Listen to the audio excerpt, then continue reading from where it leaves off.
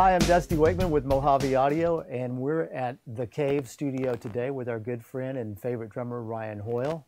Hi, Ryan. Hi. Ryan is the drummer for Collective Soul and also has the honor of touring with the great Paul Rodgers, my favorite rock singer of all time. And we're talking about green tea, drinking green tea, and we're talking about microphones. I see a trend happening where a lot of musicians, drummers, keyboard players have their own studio where everything's kind of set up, and people are either going over there with a drive to cut tracks or uploading it somewhere and you download it and put stuff on. So is that kind of what you're doing? Or? Absolutely, yeah. I mean, I just kind of figured that my concept was that, you know, in going around to all of the producers and songwriters and people in the industry, it seems like, you know, you go to their little place and they have this cool little setup. They've got their computer, they've got a couple of great channels of pre's and converters and mics, and, you know, they're doing whatever programming they're doing and so on and so forth. And pretty soon, you know, out of their little apartment, they're building these monster sounding tracks. And it was always the final frontier is now what do we do about drums? Right. So I always thought, well, what if I could just have an alternative, an answer for them, basically the same thing they're doing, except a drum haven. And so I just thought, what if I had a turnkey operation that was just fail-proof? It was dialed in terms of the room acoustics and my imaging and the phasing. And so what I've really tried to do is just use the TLC route, which is tuning, you know, and tuning the room, tuning the instruments, having great instruments to play, clock, converters, pre's. Right. And also, obviously, most importantly, the microphones. I was really happy with the 200s on overheads because I was so happy with the 200s that, you know, most of the producer friends I came over eventually bought pairs of them because they loved them. And we thank so you much. for that. You know what I mean? They were like, I need those. And, right. And the guys are using them on everything. Yeah, it happens a lot. Vocals and all kinds of stuff, guitar amps. So I was very happy with that, but I couldn't help but want to experiment and just see what the possibilities were. And so I remember putting them up, and I did a little shootout. I had a couple of small diaphragm microphones from various manufacturers, a couple of large diaphragms, and then the 200s, and then the 201s. And I basically just played, I don't know, 20 seconds of whatever random groove. All the same kit, same snare, nothing changing, and tried to get all the mics the same distance from the cymbals, so on and so forth. And I remember I mailed it off to you, maybe John, I'm not sure, but and then about 3 or 4 producer friends of mine that are good with that kind of thing, that are scrutinous and enjoy things like that. Right. And I didn't tell anybody what they were. I just said choice A, choice B, choice C, D, and so on. And it was funny because as much as I love the 200s and stuff, everybody seemed to be unanimous that the 201s won. You know, everybody seemed to choose those. And that was my take as well. For me, I love the presence of them. Right. I love old soulful drums. And that was why I was so attracted to the 200s. And I still, if I were doing a project like, you know, a John Mayer record or something, like going for some Steve Jordan, or I would probably definitely put the 200s back on overheads. I think they're a very soulful choice. Right. But for more modern rock, if I need something more aggressive and athletic, that's what I was digging about the Fets, is that you can immediately tell that they're very aggressive, and they tend to like come out and go, "You want some of this?" You know, especially in the snare. Right. You know, they're just aggressive sounding, and I felt like being in LA and stuff, you get a lot of calls for like modern rock, and those were the answer for me. What are you looking for in your overheads? Are you looking mainly for cymbals, or do you want to get a good picture of the kit? Great question. I fought that several times with, you know, just different scenarios, and for me, once again, I want to give somebody as much as I can for them to work with, and I feel like if they just want cymbals, then they can high pass. Right. So what I want out of overheads is I want the most organic kit sound that I can get.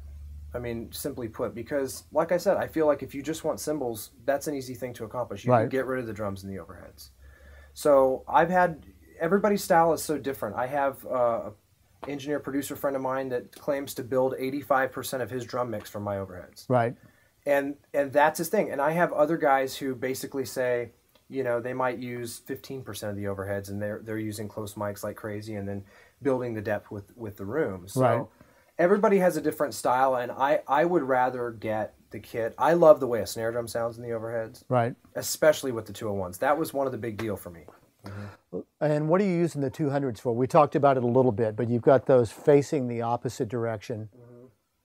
I use them in the very back of my room. I kind of think about, this room's interesting because obviously I've got it set up sort of like a traditional drum booth in a way back here, which is cool. I think at first I really had this room wide open and nothing in here, and it was just very out of control and live.